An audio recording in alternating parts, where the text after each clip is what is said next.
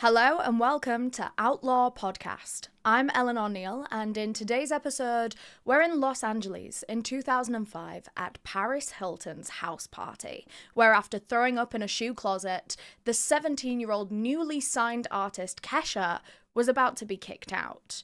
The next morning, she would wake up in a man's hotel room. She was naked, confused and violently ill, and now for a decade she would be trapped in contracts and deals that forced her to work with the very same man who had taken her back to that hotel room.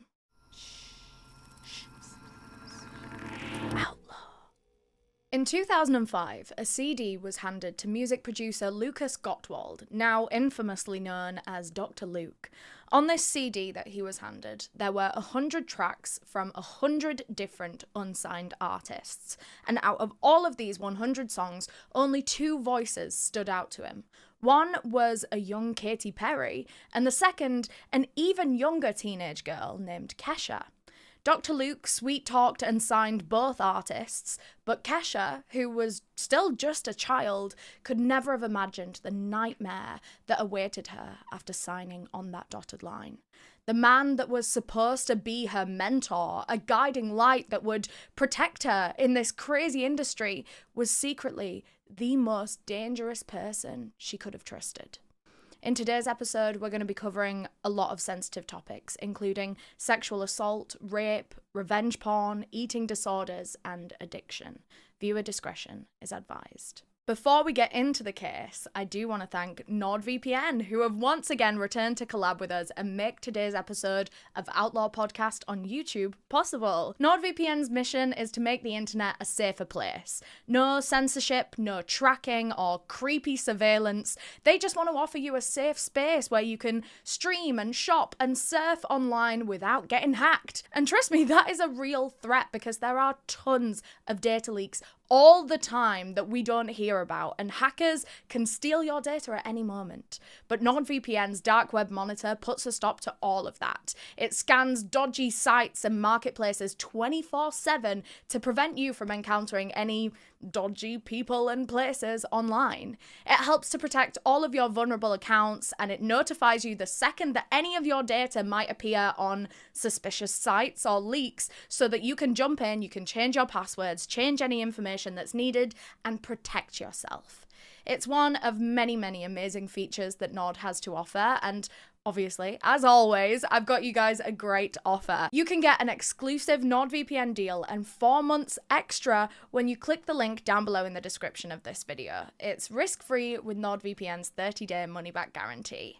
Stay safe online under the protective shield of NordVPN. I have for years, and now, back to the episode. Miss Kesha, K$ha, needs no introduction, but I'm going to give her a little bit of one anyway, because obviously, you're at OUTLORE Podcast. That's just what we do here.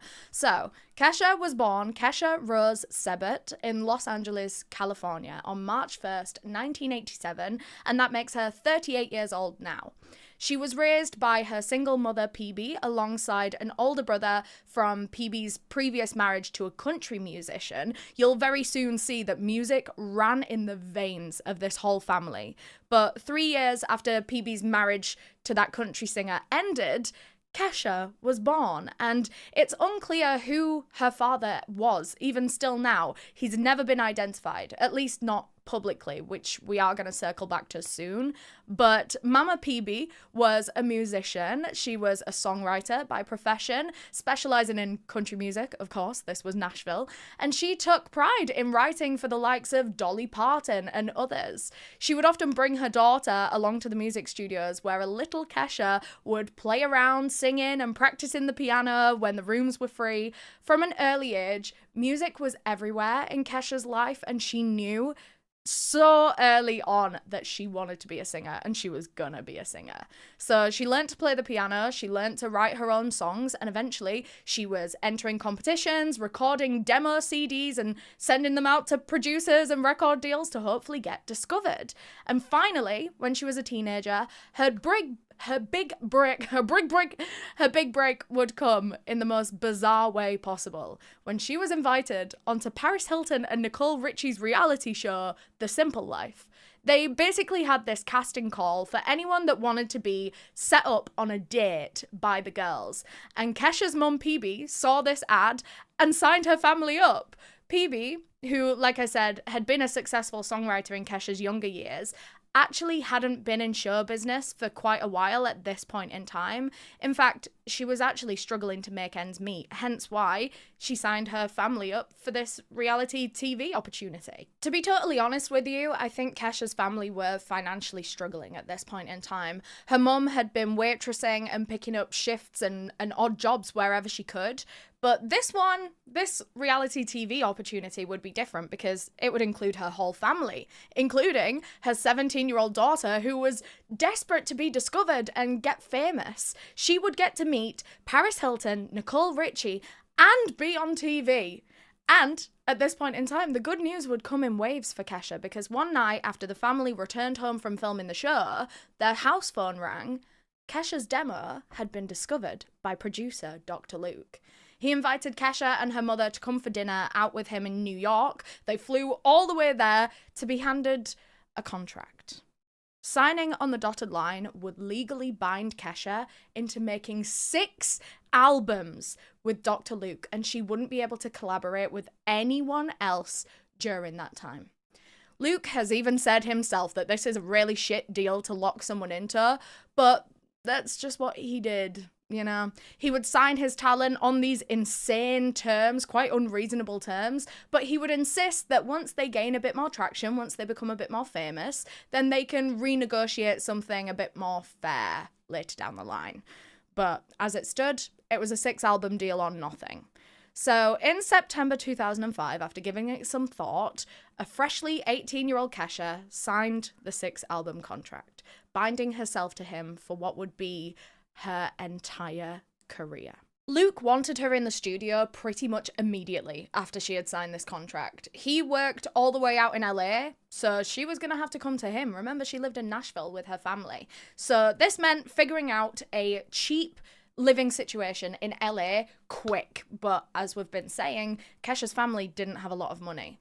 But her mum did have a lot of ideas.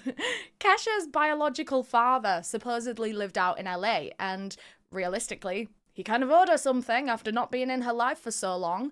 And so with that, Kesha hopped off the plane at LAX with a dream and stepped into a freak's apartment.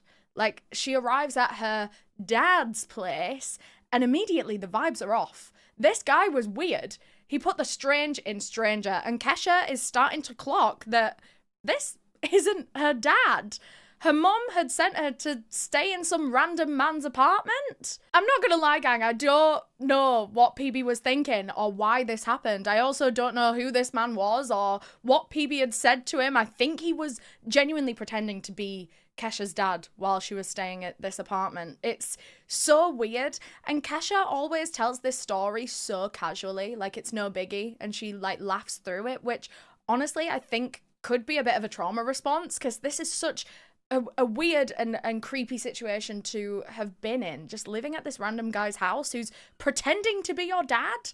I mean, in the nicest way possible, I don't think that PB was the most level-headed mum. She herself actually had quite a few issues, and her relationship with Kesha was a bit strange, but let's park that for now. We are going to come back to it.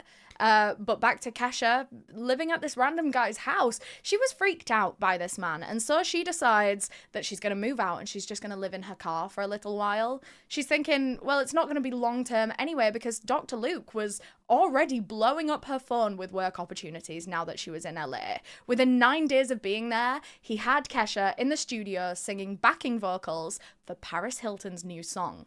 But this session is actually when the criminal case that we're talking about today really begins. It was the 5th of October, 2005. The recording session wrapped at 10:46 p.m., but the night wasn't over yet. Paris's sister Nikki was hosting her 22nd birthday at a club on Hollywood Boulevard called Mood. Dr. Luke was invited because he knew the Hiltons and everything, and Kesha could come along kind of like as his +1 for the night. Bear in mind, he's 32 and she's still only 18. She's not even allowed to drink, let alone get into a club. The age is 21 over in America. But regardless, she's allowed into this party and she's offered champagne refills, the same as any other guest of legal age. By midnight, she's had about 2 or 3 glasses of champagne and she's not feeling good. Kesha didn't really have much experience with drinking alcohol at this point in time. I mean, she's 18. It's literally illegal. She hadn't been out drinking with her friends yet. So these 2 or 3 glasses of champagne affected her all the more. Everyone was meant to be going back to Paris's house for an after party, and Kesha desperately wanted to pull herself together and go to that party. It would be the ultimate networking opportunity. But she's not feeling well. So she goes and rests on the pavement outside, telling Dr. Luke, I don't feel great. I feel a little drunk. To which, allegedly, Dr. Luke presents her with a remedy, saying, I have a sober pill. Kesha recalls him handing her this pill, and she swallowed it. In her mind, she thought that this was some genius hangover relief pill that only rich people knew about. And she thought soon it'll kick in, it'll heal her completely, and she'll be able to power on with the night. And with that, Dr. Luke and Kesha head to Paris's house, which is it was only 2 minutes away from the club. And at this after party, she has one more glass of champagne, and now she's starting to feel really sick. Whatever that pill was, and this next glass of champagne, it all wasn't reacting very well in her stomach. And so she runs off to find a bathroom, can't find one, and instead finds herself throwing up in Paris Hilton's closet. Oh, can you imagine? Eventually, she managed to find a bathroom. After throwing up in the closet, she finds a bathroom and goes and throws up in there as well. When she burst into this bathroom, there were a group of other party people crowding around a tray of drugs. And as soon as she starts throwing up, I guess it kills everyone's vibe, and they emptied out real quick. Apart from one man who hung back and told her, hey, you should maybe do some coke. In response, Kesha whacks the tray of drugs out of this guy's hand and onto the floor. Probably the quickest way to piss off a bunch of LA socialites. That would have been one expensive tray of drugs. Paris's assistant sees all of this commotion going on, and she ran downstairs to rat Kesha out, and soon enough she got kicked out of the Paris Hilton after party. Dr. Luke left with her, and from this point on, Kesha has no memory of the rest of the night. But Luke claims that he does. So according to him, the rest of the night went like this. He and Kesha walked for around 6 minutes along the Sunset Strip to the Mondrian Hotel, where Luke was renting a suite on the 12th floor. He claims that he doesn't remember who brought it up, but during the walk there, they apparently agreed that 18-year-old Kesha would stay over at his hotel room. Just after 1 a.m., they arrive at his suite, which was just one big open plan room. It had the bed and the sofa in the same room. He took the sofa, Kesha took the bed, and according to him, they both just went straight to sleep because he had to be up early in the morning. It had been a long night. He actually had a meeting the next day with his other brand new discovery, Katy Perry. So they apparently both go to sleep. He wakes up early the next day, and on his way out of the hotel room, Luke told Kesha, hey, I'm gonna leave. You can chill out here. It's all good. He doesn't remember Kesha responding, so maybe she was still passed out. Eventually, she woke up in that hotel room alone, naked, laying in Dr. Luke's bed with absolutely zero memory of how she got there. Kesha's own version of events have this big gap in it from when she was kicked out of the after party right up until waking up. So I guess we'll start from there. It was midday when she woke up in the hotel room feeling like, quote, she was going to die. She said, my body was aching and I was vomiting up green stomach acid. I crawled to the bathroom and just laid on the bathroom floor. According to the hotel's billing records, she called her mum around 2 p.m. on the hotel phone. And on this call, Kesha told her mum that she had blacked out last night at a party with Dr. Luke and she thinks she needs to go to the hospital. PB specifically remembers Kesha saying that she, quote, felt weird down there. And Kesha seemed to think that she had had sex with Dr. Luke. But instead of rushing to the emergency room like she initially wanted to, Kesha stayed there in that hotel room. She was there for about 10 hours and she didn't leave until just after 1 a.m. During this time that she was in the hotel room, she ordered room service, she bought a film to watch, and she made a few different calls, including another call to her mum to update her on, the change of plans, the fact that she was just staying at the hotel and trying to recover. During this second call, she told her mum that she wasn't going to go to the hospital, but she was going to ask her friend Julianne to come and pick her up from the hotel instead. And when this friend arrived, Kesha was once again complaining to her about this pain and discomfort down there. And she even said, I maybe was fucked. Also, during this car journey, Kesha told Julianne about the sober pill that Dr. Luke had given her around the time that she consequently blacked out. It was sounding sketchier and sketchier with every new detail, and so Julianne asked if she wanted to be taken to the police station to tell all of them about this, but Kesha said no. By the time Dr. Luke returned to the hotel room at 2 a.m., Kesha was gone. For months after, she would talk to Julianne about that night, always maintaining that things just didn't feel right. She was sure that Dr. Luke had done something to her when she was passed out, or when she was too drunk to consent. It seems that Kesha was very wary to tell anyone else other than Julianne or her mother, and even with them, she begged them not to speak a word of it to anyone else or to go to the police for fear that this could actually affect her very new, very fragile career in the music industry. Because devastatingly, that's how it worked for victims for a long, long time. And we're still fighting for a world where that doesn't need to be a concern for victims and people with stories to share.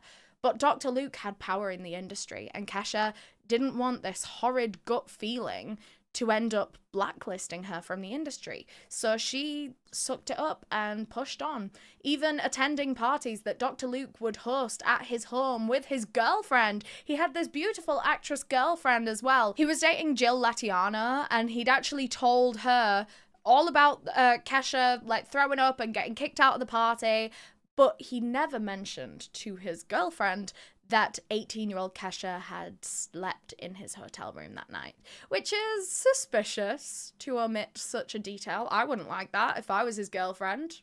But anyways, despite keeping her mouth shut, Kesha's career had still come to a standstill after this incident. She'd hardly done anything since the backing vocals for Paris that Dr. Luke invited her to. And let me remind you, that happened 9 days after she arrived in LA. So she gets there, everything's big, it seems promising, she's singing with Paris Hilton, and then a couple of weeks later, Dr. Luke started going distant and cold on her. In fact, Kesha even thought that he was quite mean to her at this point. She was beginning to think that signing this contract had been a huge mistake. And now she was trapped for 6 albums. So in November, about 6 weeks after that night at the Mondrian Hotel, Kesha and her mum went for lunch with a big-time music manager who was looking after Black Eyed Peas at the time. His name was David Sonnenberg. And there, at this lunch with Sonnenberg, PB vented all of their frustrations with Dr. Luke, including the fact that he was currently being horrible to Kesha. Apparently, he had told her that she wasn't that pretty or good at singing, and there were 1,000 other girls that would be thankful to be signed to him. Oh, big shot. But reading over this contract, David Sonnenberg couldn't see a way out of it. Until PB said, well, if he gave drugs to my daughter, if he had sex with my daughter when she was underage, wouldn't that allow us to terminate the agreement? Well, David Sonnenberg was taken aback because PB had just accused Dr. Luke of raping Kesha. This was huge. He was so shocked. He hadn't expected for that to come out of PB's mouth, but now he really felt for the young girl and he wanted to help her. By the time they had finished eating at that lunch meeting, Kesha had hired David as her manager, and he had agreed to try and get her out of this insane contract with Luke. In April 2006, under David's instruction, a lawyer emailed Dr. Luke alluding to misconduct that he had done to Kesha since signing her. They didn't flat out accuse him of rape, but the lawyer did say that if they needed to take him to court to get Kesha released from this contract, they would, quote, undoubtedly get into the specifics of the misconduct between an experienced music industry veteran and an 18-year-old girl. Dr. Luke read this email and ignored it. He didn't think that these accusations, these allegations, was something to worry about. Because, you see, at this point in time, Dr. Luke's career was seriously taken off. He was hot shit, and he probably thought that he was untouchable at this point in time because literally everything he touched turned to gold, turned to a #1 hit. He had just produced I Kissed a Girl and Hot and Cold for Katy Perry. He produced Girlfriend for Avril Lavigne, Circus for Britney, half of Kelly Clarkson's biggest songs. Literally every pop girl wanted to work with him, and he was getting richer and more popular and more powerful by the minute. Kesha, in comparison, was not doing so well. She was living in a tiny apartment, making money waitressing rather than doing music, and she was relying heavily on her mum, actually, to give her some financial support. And she lived this way for 2 years. Remember what I said about all of this, like, kicking off within a week of her arriving in LA, and then, like, within a couple of weeks of her living there, her producer is, like, icing her out and being mean to her. And on top of that, she believes that he raped her, or that he did something to her when she was too drunk, or when she was passed out or something. She didn't want to work with this man, and it seemed that he didn't want to work with her either. But like I say, after 2 years of living this way, Kesha reached a breaking point. She wasn't ready to give up on her dream of being a musician, but with this horrific contract in place, she had no choice. She either made music with Dr. Luke or she didn't make music at all, and she gave up on her dream. So, in the summer of 2008, the two of them reconnected and got back in the studio. But it wasn't the warmest of reunions, because during their 2-year off period, Kesha had been telling some people around town that Dr. Luke had roofied her. Eventually, the word had gotten back to him, and so when they reconnected, he told her that if she wants to work with him again, she, quote, can't ever say anything like this. This is not true. And Kesha had no other option than to agree with him and admit, fine, it didn't happen. And then, and only then, would she be allowed back into the music industry. Oh, and another rule that Dr. Luke had if they were going to work together, he didn't want her to be working with the manager that she had hired. Do you remember David Sonnenberg, the Black Eyed Peas manager, who was going to try and help her get out of that 6-album contract? Well, Dr. Luke must have sensed something there, because he essentially made Kesha drop David as her manager, which she agreed to because, like I say, she wants to work. And now, working with Dr. Luke once again, Kesha would quickly find herself featured on practically the biggest pop song of 2009, but not in the way that she had hoped. Being back with Dr. Luke meant more opportunities for Kesha, and also more examples of him taking advantage of her. There was a Flow Rider song floating around at this point in time that had been co-written with Bruno Mars. It was called Right Round. Banger of a tune. According to Bruno, it was all about oral sex. I mean, that figures. The lyrics literally are, "You spin my head right round when you go down." And these lyrics actually struck Dr. Luke as a little misogynistic, because this song was originally only sung by Flow Rider, a man, and Dr. Luke thought that this track needed a woman's voice and a woman's point of view in order to make it a hit. So he pitched this song to Kesha as a feature, but only as an opportunity, not as a paid credit. To this day, Kesha has made $0 from that song. It literally went platinum. That makes me so mad, and I love that song. Ugh, I hate it. Like, I've played that so many times, and Kesha's not seen a single penny of my streams. I just find it so mad that this was also pitched as an opportunity for her. Like, it's for exposure. Exposure doesn't pay the rent, honey. And just when you think it can't get any more exploitative, while finishing up recording that song, something really weird happened. And it was actually Lady Gaga who witnessed it. Crazy plot development. This actually makes Gaga a new integral character that we will be referencing throughout. At the time, she was also making music with Dr. Luke, because, I mean, who the hell wasn't? And on the day that they were recording Right Round at Luke's home studio, Gaga was also there. In one particular moment, she remembered walking down a hall and spotting through an open bedroom door a girl in her underwear on a bed. And this instantly made Gaga feel weird because only a few years before, she herself had been sexually assaulted by a record producer. So naturally, she worried for this young girl that Dr. Luke had in her underwear in a room. A little later on, Gaga was in the studio with Luke listening to the mix of Right Round when the girl who she had just seen in her underwear in a bedroom comes in and excitedly tells Gaga, "That's me on that record." Of course, it was Kesha. Instantly, Gaga had a gut feeling that something was off here. The nudity, the casualness, Kesha being so young. Remember, Luke was in his 30s. And this wouldn't be the only time that someone witnessed Kesha and Luke like this. In 2009, Kesha was 21, Luke was 35, and on this one particular day, they were held at JFK Airport and they were stopped from boarding an early morning flight to LA, the reason being, both of them were trashed.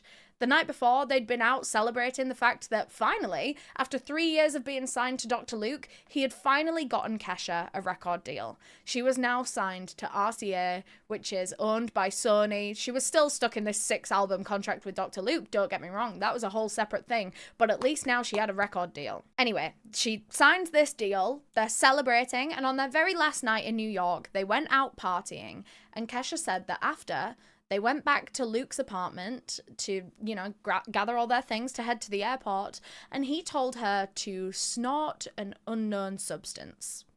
Now, we're not sure if Luke did some of this mystery drug as well, but either way, when they arrived at the airport, they were still both so fucked. Something tells me that Luke was getting them to do cocaine at his apartment to sober up before the flight, but clearly that didn't work. So they weren't allowed on their flight, but eventually they were put on a later one where multiple witnesses spotted the two of them getting together in their plane seats. Apparently full on groping each other, like an inappropriate level of PDA. They were packing it on.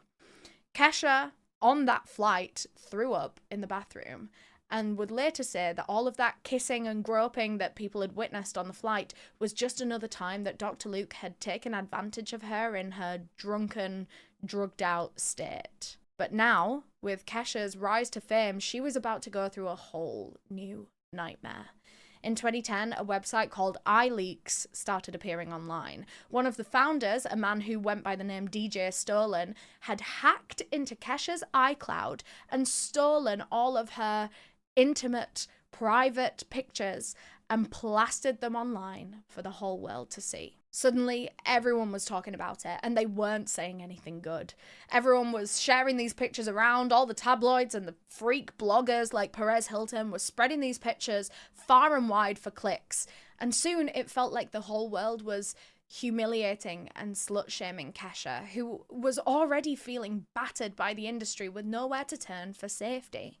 Obviously, back then, revenge porn wasn't acknowledged the way that it is now, but that's what Paris Hilton and all of these other bloggers and tabloids were openly doing to this young woman. Perez especially, that slimy bitch, even got an exclusive leak from the hacker himself, and Perez posted it to his blog. An exclusive, stolen porn image. It makes me sick. It was hacked out of this girl's iCloud. Are you fucking serious? Oh, I hate Perez Hilton on a good day. But today, revenge porn is an issue not just for celebrities, but for everyone. And it seems to be a crime increasing every year. Since 2023, there's been a 106% increase in calls made to revenge porn helplines. And the overwhelming majority of victims are young women.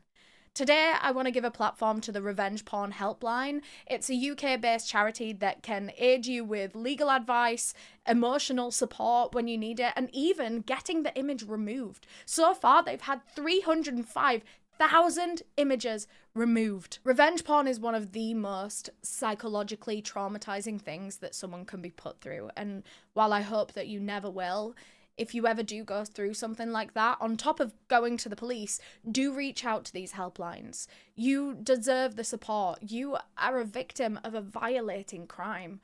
one of the most human qualities a person can have is trust, and it's never your fault that someone betrayed that. For my international listeners that might be going through this as well, please search up helplines in your country because they are out there.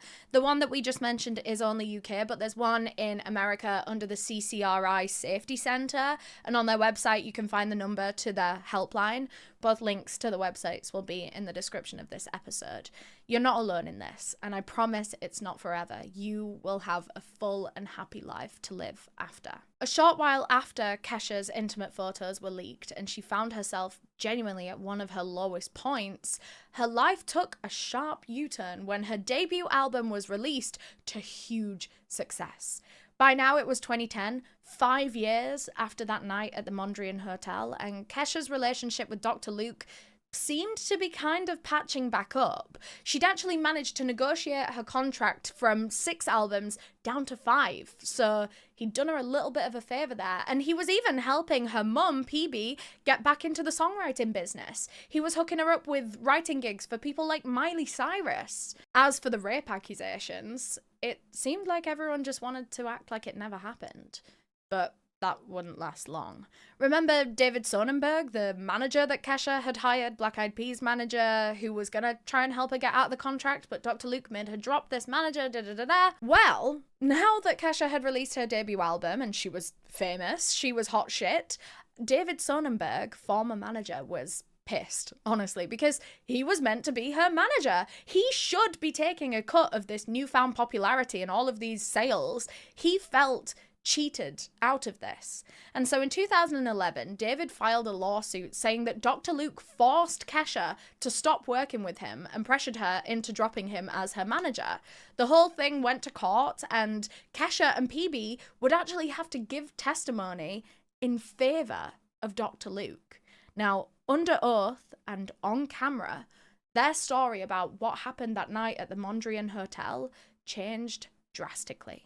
Both of them denied that Dr. Luke was ever inappropriate with Kesha. David's lawyers insisted to the court that Kesha and her mother had disclosed to their client, David Sonnenberg, that Dr. Luke had raped Kesha. But both women were standing there in court saying that this wasn't true. They never said that. Kesha was asked if Dr. Luke had ever roofied her. She said no. And then the lawyers directly asked her, did you ever tell your mum that you woke up in a hotel room in Dr. Luke's bed and you don't recall what happened? Kesha said that she didn't remember, but all she could be certain of is that Dr. Luke had never made sexual advances towards her. Now, the fact that Kesha has said all of this under oath could be a huge, huge issue if she ever changes her mind and once again believes that Dr. Luke did something to her in that hotel room, because in that case, she would have to admit that she had lied under oath in this lawsuit, which is a criminal offense. It's called perjury, and it can land you in prison for up to 5 years in the US. This is so serious, and I say all of this because Kesha did change her mind. And she did want to go back on what she just said, but not just yet. We'll get back to that. In the coming years, Kesha and Luke went on to make more music together, but their relationship was becoming increasingly strained, and people were catching on, honestly. And then one afternoon, at Dr. Luke's Malibu house, everything came to a head. Now, something that I haven't mentioned about Dr. Luke just yet is that he was very involved with how Kesha looked. He would insert himself into what she was eating, how she was exercising, when she was exercising. He was always putting her on diets. Boo!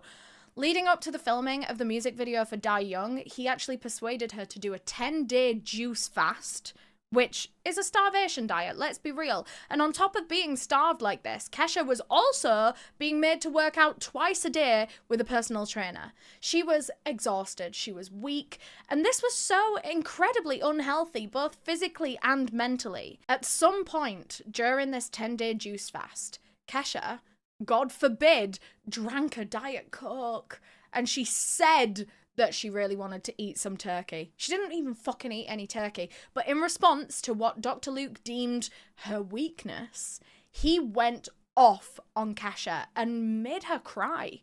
He even followed up with an email to her new manager This time, the manager was Dr. Luke approved, saying, quote, Kesha better keep to her diet. A-list songwriters don't want to work with Kesha because of her weight. Now, I find that really hard to believe, honestly. Even for 2012, when weight shaming was genuinely everywhere, in my opinion, I think this just feels like another excuse for Dr. Luke to be able to control and humiliate Kesha by claiming that her weight and her body is affecting his income, his work. Bear in mind, this is one of the biggest pop stars of the moment. Like, we were all singing along to Kesha when we were younger. I really don't think it was affecting her ability to be a talented little superstar, but Kesha said that Luke told her he didn't care how she did it, she just needed to get skinny. She said, and I quote, if it was bulimia, anorexia, cocaine, he didn't care. And he didn't stop at just verbal remarks either. He was literally counting the number of coconut waters that she would drink in a day. He would make her exercise while the rest of the crew were eating lunch. And he even, one time when they were in a restaurant, slapped a fork from her mouth. During the filming of the Die Young music video, he was getting frustrated once again with Kesha's body and how she looked. She still wasn't skinny enough for him. She didn't curve in the right areas that he thought that she should be curving in, and he told the director that she looked like a fucking refrigerator. Well, if it's curves in all the right places that he's looking for, he must be a fucking idiot to think that a 10-day juice cleanse could starve a body into a whole different bone structure. Obviously, all of this constant criticism took a huge toll on Kesha, and in 2011, she was admitted to a facility for bulimia. And she also told the staff and her loved ones at this point in time that she didn't want to be left alone in a room with Dr. Luke ever again. Her manager even sent an email to a colleague at the time about how cruel Dr. Luke really was to Kesha, saying, I've seen a good deal of shit in my life, but nothing like this, ever. It was like Luke was abusing Kesha, honestly just for the sake of it at this point, just because he enjoyed it. It seems that all of the sexual stuff that was happening in the beginning had stopped by now. That was more when she was young, around 18, 19 years old, which is gross in itself. But by this point in their working relationship, they both can't stand each other, and Luke is genuinely just bullying Kesha, making her life and her career miserable just because. It's possible that this could be down to a bruised ego. You know, like when a lad starts trying to chat you up and then you reject him and he turns mean and starts like insulting you, saying that you're not even fit anyway. They do it to try to feel like they can claw back some control of the situation. You rejected them, but like, I didn't even want you anyway. Some people might interpret Luke's behavior in that way. I don't know. But now the bullying was so bad that Kesha was checked into rehab for a debilitating case of bulimia and shattered self-esteem. And then, 11 days later, Kesha's mum, P.B., followed her into the facility seeking treatment for alcoholism. Now, we haven't touched on P.B.'s personal struggles much, but there was a lot going on for her during all of this too, and we need to talk about it. So, up until now, P.B. had been helping out, writing on Kesha's and other people's songs, but over time, she found herself being pushed out. Dr. Luke and his team found P.B.'s writing quite outdated, and honestly, so did Kesha. They were starting to use other writers, giving P.B. less and less work, and in turn, her income obviously took a hit. She began relying on her daughter's income to keep her financially afloat, and it was turning her bitter. She felt left behind and discarded. But I'll be honest, it didn't come out of nowhere. This wasn't for no reason. Towards the end of P.B. working very closely with Kesha, she had started to act like a stage mom. She was quite overbearing in these sessions, and she clearly felt entitled to her daughter's success. In her eyes, she had nurtured Kesha the star. She took her to all the different meetings in all these different states, and so P.B. felt like she deserved a cut. She deserved to be involved with all of this. But her daughter was getting tired of always having her mum in her business, quite literally. And so she asked her to back off, to go and find a job at Costco or something. And P.B. was offended. She was really mad, actually. She went off on Kesha, saying that all of her best songs are only her best songs because she had written them, P.B. had written them, but none of her arguing could bring the work back. So now, financially struggling and bitter, not only about losing her work, but about losing her daughter to the industry, PB starts drinking more and more. She had struggled with alcoholism on and off for a very, very long time, for years, but this whole thing triggered a relapse. And when PB was very drunk late at night, she would load up her emails and give her enemies what for. People began waking up to PB's rageful midnight emails, their inboxes spammed with drama. But one of these emails was about to cause irreversible damage. On the 30th of October 2013, she emailed Dr. Luke's lawyer saying the following: "I am done with you, dishonest show business assholes. Either Luke releases Kesha from all legal contracts and gives me back all of my publishing rights," as in the money, "or we, Kesha and I, tell the truth. Luke date raped Kesha when she was 18. Nikki Hilton's birthday? Paris Hilton's house? Luke gave Kesha pills? She ended up naked in his hotel 2 days later, no longer a virgin? Do we want all of this to come out?" Which, by the way, the virgin thing coming out in this email is the first that we'd heard as well. It hadn't come up in our research before we'd gotten to this email. But, you know, of course it makes sense. Kesha was very young, I guess. Like, she could have been a virgin.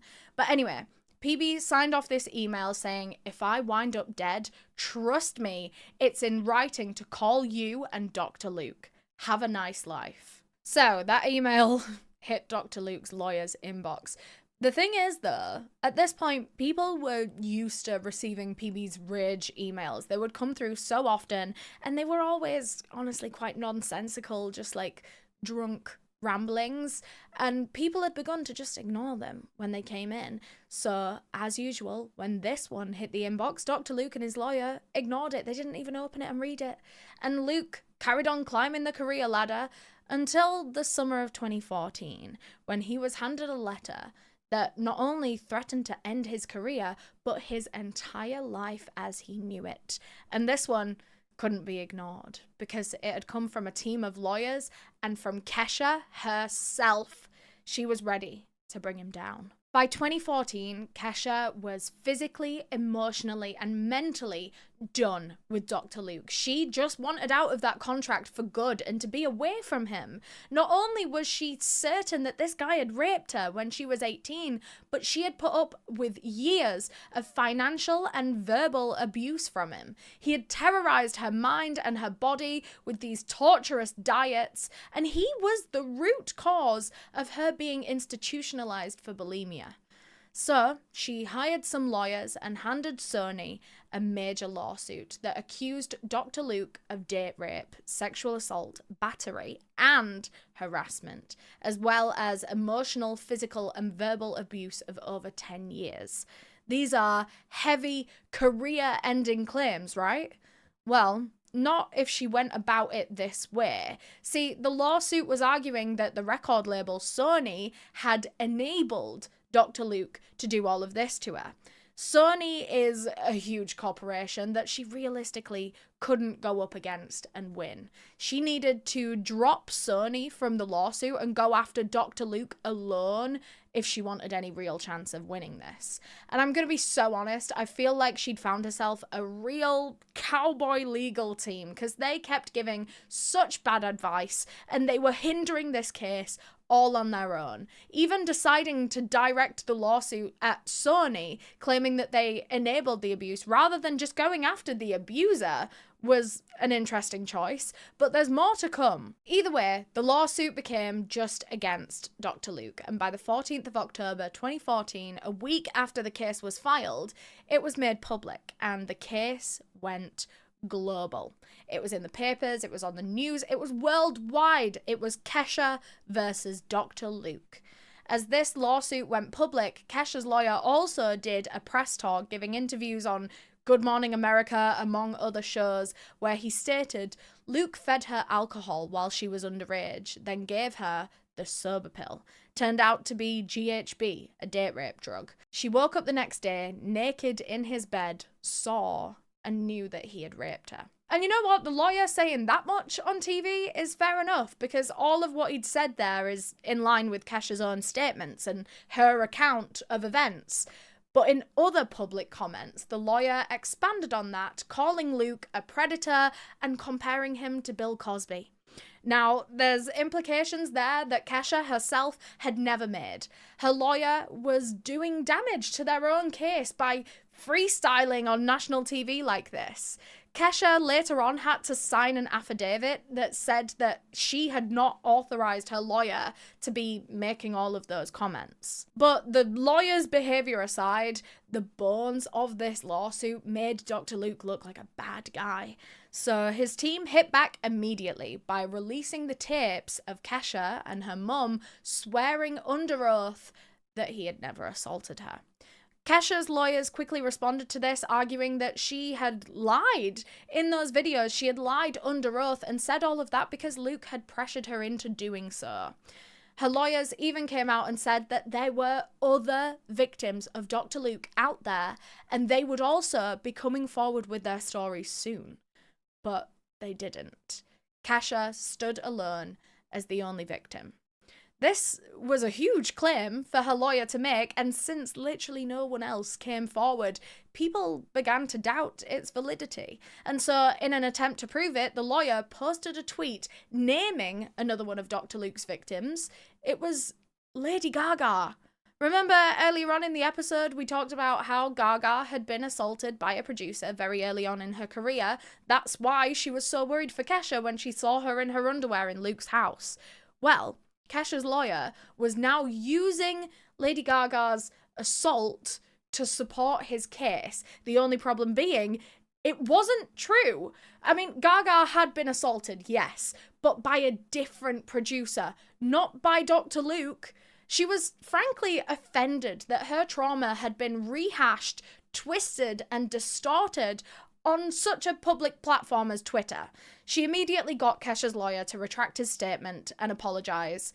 And Kesha texts Gaga saying, "I just want to let you know that I had nothing to do with that and I would never take advantage of your pain." So despite there being no other victims that came forward to join Kesha in the lawsuit, she still had a lot of public support, including Miss Gaga, who tweeted, "There are people all over the world who love you," at Kesha Rose, and I can say truly, I am in awe of your bravery. And quickly after that, a bunch of other celebrities who had all either worked with Dr. Luke or at the very least they'd met him and they knew him from LA fucking circles, you know. People like Miley Cyrus, Adele, Kelly Clarkson, Taylor Swift all publicly came to Kesha's defense and showed their support for her. But there was one more person who everyone was waiting to hear from, but they were staying weirdly silent through all of this. And that was Katy Perry. Remember, the other brand new talent that Dr. Luke had discovered around the exact same time as Kesha? But before Katy could come out and say a word, texts between Kesha and Lady Gaga got leaked, and it's big. So one evening, Kesha and Gaga are texting back and forth. Kesha says, "I'm really upset with Katy Perry. She could bring the whole thing to a head, but she won't." And she follows up saying that Katy was raped by the same man. Gaga replies, "She's probably really afraid to lose everything. You are really strong standing up to him. She's not as strong as you yet." Kesha responds, "I need to find sympathy and empathy for her. She's so mean. It's hard." And Gaga says, "I know she's mean. She probably hasn't even accepted it yet." So Kesha believes that Katy Perry is another victim of Dr. Luke's. In February of 2016, a judge told Kesha that he didn't see the point in ending the Dr. Luke contract for her because by this point it had actually been heavily negotiated on both sides and some adjustments had been made. One of which was that she was now able to work with other producers just as long as they were also under Sony, you know, the same record label that she has, but she was no longer trapped with just Dr. Luke. But realistically, the biggest reason why the contract wasn't waived is because Kesha had sworn under oath that Dr. Luke had never raped her, and that is borderline impossible to compete with. But even though the legal courts weren't necessarily on her side, the court of public opinion really was. In 2016, #FreeKesha was trending. Anyone that collaborated with Dr. Luke was being dragged and cancelled. Even Dr. Luke himself had to start releasing music under an alias to avoid backlash. Everyone had heard Kesha's story and everyone believed her. She posted on Instagram explaining why she had lied under oath that first time, writing, "I got offered my freedom if I were to lie. I would have to apologize publicly and say that I never got raped. This is what happens behind closed doors. I will not take back the truth. I would rather let the truth ruin my career than lie for a monster ever again." But if she wanted a legal win and if she wanted out of the contract, she needed to switch up her strategy. So she fired her legal team, who had put their foot in their mouth more times than I can count, and she hired a more professional lot. Less showbiz and jazz hands, more paperwork and academics. In 2017, during the next round of legal hearings, a bunch of people were questioned under oath, including Lady Gaga, Katy Perry, and rape experts. So we'll start with Lady Gaga because she actually went off on Dr. Luke's lawyer. In her questioning, he had told Gaga to imagine if a false rape accusation had been made against her own dad. I guess trying to make her feel sorry for Dr. Luke. And she snapped back to the lawyer saying, "Well, how would I know that my father didn't do it?" And for 2 hours, she continues to stick up for her girl. Gaga refuses to back down or even consider Kesha an unreliable victim. She tells them, "Why on earth would this girl tell the entire world that this happened? Why on earth? Do you know what it's like for survivors?" And towards the end of her questioning, she was really sick of this lawyer, telling him, "Don't you roll your eyes at me. You should be ashamed of yourself." And then we have Katy Perry's questioning, and this is where it gets even more conflicting. Remember, Kesha accused Dr. Luke of having raped Katy as well. Well, in court, Katy was asked if this is true, and she said no, under oath. She said that Dr. Luke had never assaulted her, never made advances on her. The lawyer asked, "Do you believe that sexual assault or rape is consistent with Dr. Luke's character?" And again, Katy Perry said no. I guess there's the possibility that she too could be lying under oath like Kesha did the first time, but Katy has maintained this for years, even out of court. I mean, she literally collabed with Dr. Luke for her most recent album that came out last year, and we all know that that flopped. But I digress. Back to the trial. Both Kesha and Dr. Luke called on sexual assault and rape experts to support each of their cases. Kesha's ruled that her account was consistent with a drug-facilitated sexual assault. So, evidence for her side, essentially. But could you guess that Dr. Luke's expert would somehow rule the exact opposite? Dr. Renee Binder said the facts in this lawsuit are more consistent with a false allegation of rape. Now that's tricky because you've got two very similar, very qualified experts that are saying polar opposites until a third expert really questioned Kesha's credibility. Dr. Luke had hired a pharmacy professor and toxicologist who was brought in with the intention of debunking the sober pill allegations that Kesha claimed was a date rape drug. Now, this toxicology expert explained how GHB and Rohypnol, the two usual date rape drugs, only really come in a liquid or a powder form. He said that GHB could be put into a capsule so that you can take it as a pill, but that pill would be huge. It would be like an inch long. He said it would be like a horse pill and it would be really difficult to swallow. So that would have been a detail that stood out to Kesha at the time, surely. To say that this report cast doubt on Kesha's story would be an understatement. But, I mean, keep in mind, this guy was privately hired by Dr. Luke. There were also 2 days in 2017 where Luke's lawyers were allowed to directly question Kesha herself. And in my opinion, it was with the intention to wear her down and break her. Kesha recalls flashes of travelling in a car and her top coming off over her head, which were both details that she never filed in her lawsuit before. This is only coming out in these questionings in 2017, and that doesn't look good. The details of her story changing like that, new details emerging. The lawyers kept picking her story apart like this until she just gave up, saying that she actually had no memory of being at the hotel with Dr. Luke or of any kind of assault happening. Now, this was taken as an admission that, well, Kesha must have made all this up then. But not so fast, because hadn't Kesha literally been saying that since the start? She had always said that she had no idea if he had actually done something. She just knew that when she woke up that day, she felt violently ill and her genitals hurt.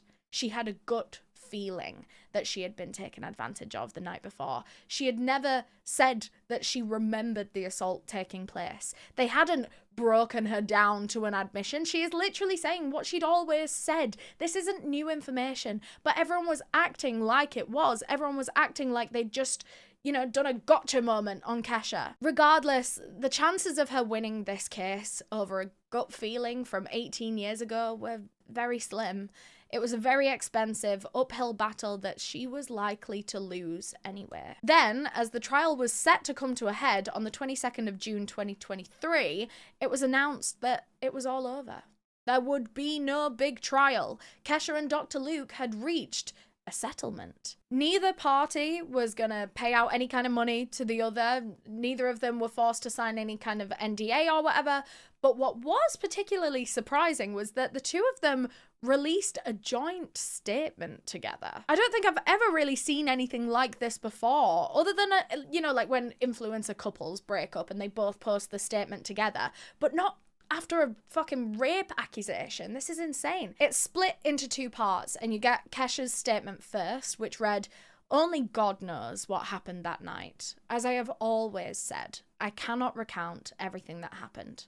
I am looking forward to closing the door on this chapter of my life and beginning a new one. I wish nothing but peace to all parties involved." And then Dr. Luke has the final say on this joint statement, where he writes, "While I appreciate Kesha again acknowledging that she cannot recount what happened that night in 2005, I am absolutely certain that nothing happened. I never drugged or assaulted her and would never do that to anyone. For the sake of my family, I have vigorously fought to clear my name for nearly 10 years. It is time for me to put this difficult matter behind me and move on with my life. I wish Kesha well." So I guess that's how Kesha versus Dr. Luke ends. Strictly speaking, no one lost, but no one won either. As for that contract, that watertight contract that no one could get Kesha out of, she would still have to complete the 5 agreed albums, the final of which was released in May 2023. That is so recent. And her final album with Dr. Luke was aptly titled Gag Order. By December of that year, 2023, the contract officially ended 18 years after she had first signed it. To this day, Luke is still out there as Dr. Luke and a bunch of other aliases, collabing quietly with some of the biggest artists in the industry. He is still a hotshot. He is still in high demand despite all of these accusations. I'm going to be so honest, a lot of the time Hollywood doesn't fucking care, and that makes me sick. But yeah, he's doing fine. He's still Dr. Luke. As for Kesha, in September of 2024, she actually launched her own record label called Kesha Records. After being controlled for her entire career, now she is finally free, and she has the control back. Thank you so much for tuning into this episode of Outlaw Podcast. And also, thank you once again to NordVPN for sponsoring this episode of Outlaw on YouTube. Remember, you can get an exclusive NordVPN deal and 4 months extra when you click the link down below in the description of this video. It's risk-free with NordVPN's 30-day money-back guarantee. If you're watching on YouTube, don't forget to subscribe, leave us a like, leave us a comment so that we can continue the conversation. If you're listening on a podcast platform, rate us 5 stars, leave us a comment as well. Famously, I've been reading the Spotify comments. And all that being said, I will see you in the next episode. Bye!